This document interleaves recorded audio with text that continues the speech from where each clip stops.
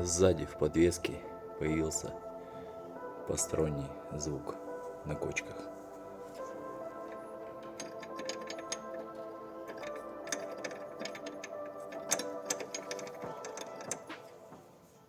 Ну вот, заменили тягу датчика положения